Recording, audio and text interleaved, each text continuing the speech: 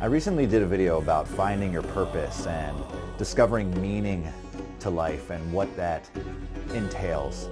And, does really a purpose even exist in life? And is there a meaning, or is it just what we superimpose on top of it? Well, I've been doing some pondering, and I had some people ask me some questions since I did that video, and in one of those conversations, someone was really, trying to get at this experience that I was pointing to, the experience of unity with the all, of recognizing one's own self as God, and what we talk about as spiritual awakening. And he asked me if I could point to that experience in just a few words, because, I was discussing with him some things, and the limitation of words was really making itself apparent. Like everything I said, I could see how it could be misconstrued, it could be mistaken, it could be interpreted in a way that it was not intended to be. And so, we went back and forth with this a little bit, and I think we started to have some of a breakthrough, but then he asked if I could just point to it in just a word or a simple sentence. And then it occurred to me, yes, so that would be impossible. I mean, this can't even be pointed to. If I could come up with the best word, it would be love. But that is so insufficient. It's so drastically insufficient. I mean, it doesn't even come close. It doesn't even approach this. But I will say this about love. Once love is awakened in the heart, that is its own purpose. That in and of itself has tremendous inherent meaning in it.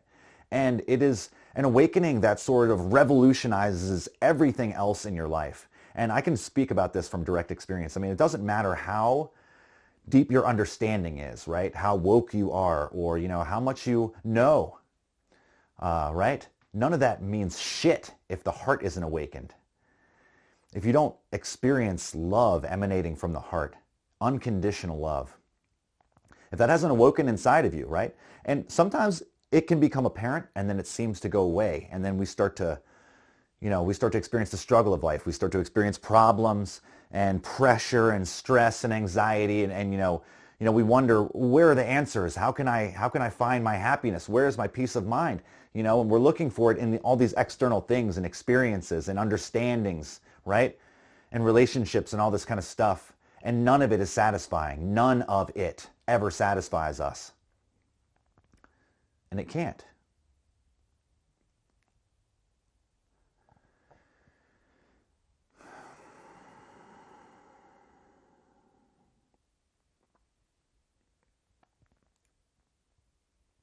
So what is satisfying?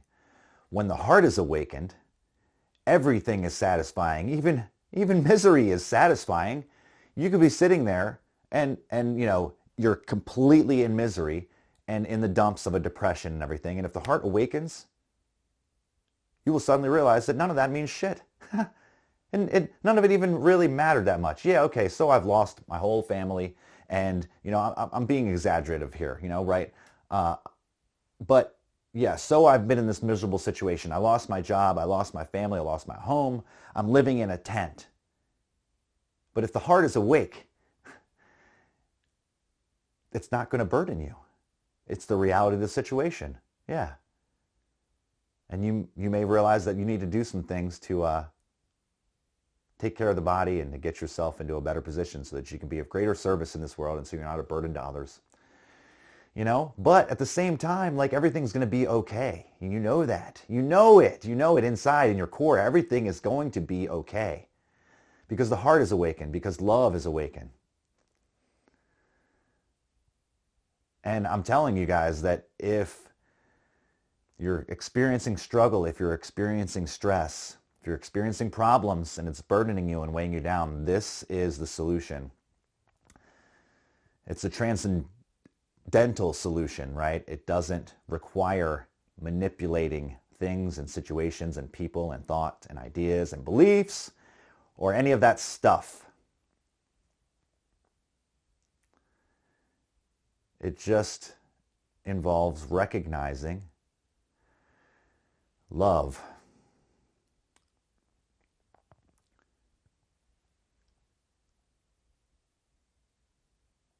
And it's an opening. and it's spontaneous. You can't really do it. But you must be willing to sit through and feel pain. And you can't avoid it. You can't run from your problems or avoid or get lost in your head and try to escape, or just be incredibly identified and stuck. The heart opens spontaneously, right? But it's deeper than your pain. It's below all of your story, right? You can't stay stuck in the story and in the pain and dwelling in the pain, right? Regurgitating it mentally, reliving those emotions, beating yourself up. Woe is me, looking at the downside, expecting the worst, feeling hopeless. I mean, if that's happening, it's okay, right? Just don't feed it. Just sit with it. Go deeper into it. Because what will happen is an opening will be created eventually if you're willing to sit with that. And when this opening happens, that's really all life wants. It's really all that's the purpose of the suffering. It's not there for no reason. It's actually there to awaken you. It's actually there so that you can open. Because we're clinging so tightly. We're holding on so tightly to our beliefs about the way things should be, about what is right and what must happen in order for me to be okay. And none of that matters to the heart. The heart's perfectly okay here and now. And always.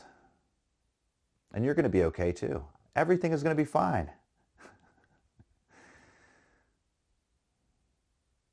Even in the midst of great suffering, you could know that when the heart is awakened.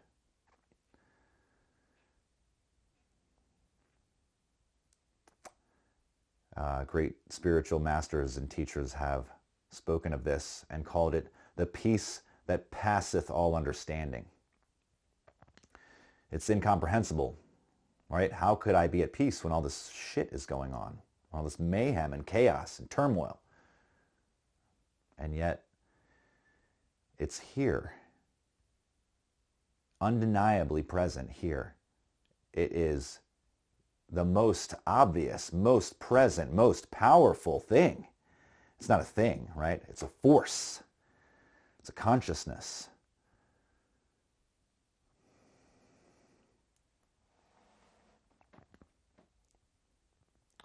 But that consciousness becomes very, very dry, and spiritual teachings become very, very dry when the heart isn't involved. And this can be a big trap. I know I've experienced it myself. It's like, why? How can I know all this shit? I know who I am, right, intellectually. I've made sense of it, right? I've worked it out so many times. I've had these great experiences, right? But then they fade. The experience fades. You forget. Problems start to encroach in your mind again. The wheels start spinning. You can't get unstuck.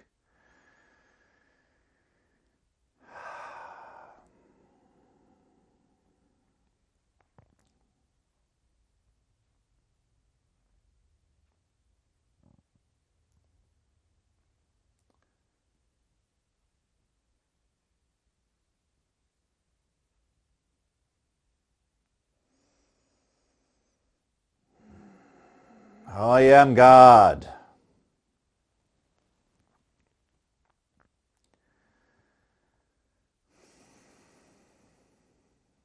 And so are you. More importantly, this message is for you. You are that. Actually, when that person asked me that question in a word, can you point to it in just a word? And the first thing that came to mind is so simple. It's this. It's this, right? And that's what I was thinking. And I thought about saying that to this person, but then I thought, no, they're instantly going to misconstrue it. They're going to say, this shit I'm experiencing, this is it? How can this be it, right? And the reason is because the heart's not awakened. When the heart is awakened, this is it. This is it. Nothing more is needed. This is enough.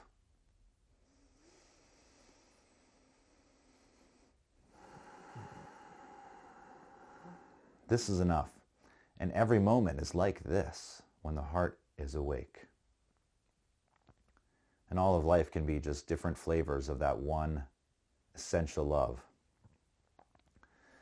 That is the depth of your being. So I encourage you to recall times when you experienced that spontaneous love that seemed to have no cause. Maybe it was related to certain circumstances, but if you try to recreate those circumstances, you notice you can't recreate that sense of love.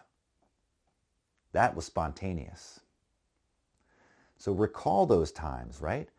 And put yourself back there. Feel that again. And then when it arises again spontaneously, recognize it. Give it your full attention. Appreciate it. Bask in its glory, in its relief.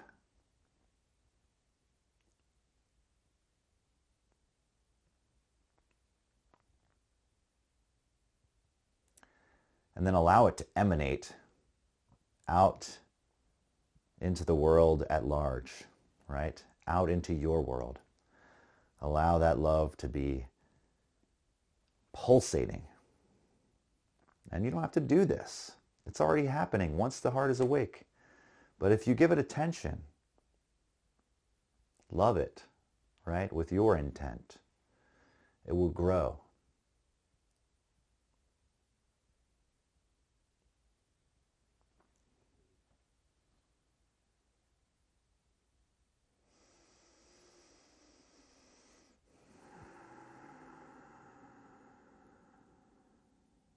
We could say that love is the final rectifier. It rectifies all things. It remedies all situations. It brings redemption. And it is God's love. It is not a romantic love or even a love that we have for our family. It's much more transcendental than that. I mean, that love is conditional often. Even a parent's love for their child can fluctuate. From that individual perspective, you can feel it grow or lessen. But this love is infinite. It's all encompassing. So it doesn't fluctuate. That's why it's so relieving. That's why it's so redeeming, liberating, because it doesn't depend on anything. And it encompasses all.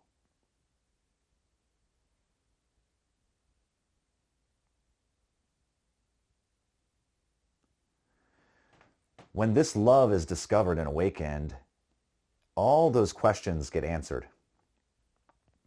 They get put to rest, I should say, They don't torment you in the wee hours of the night. You don't have such a need to figure this thing out. I've lived with that need, been tormented by that need. That's why I was such an intense spiritual seeker for so many years. But this is available right here, right now.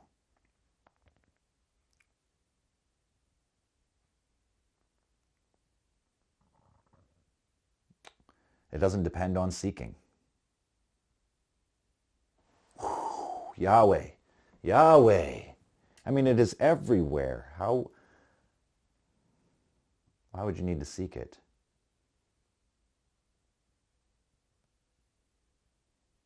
It's what you are in your core.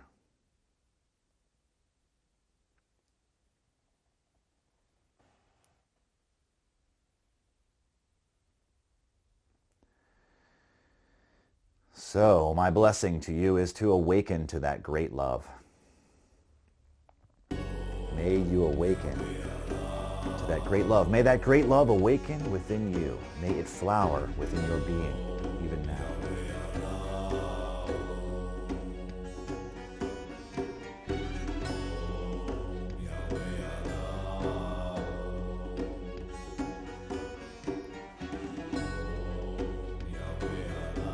Let that be a blessing in your life as well.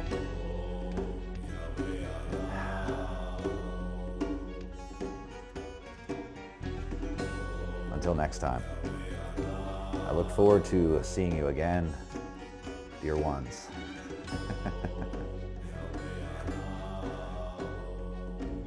Yes.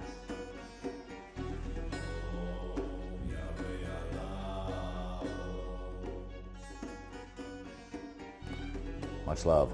Namaste. I'm out.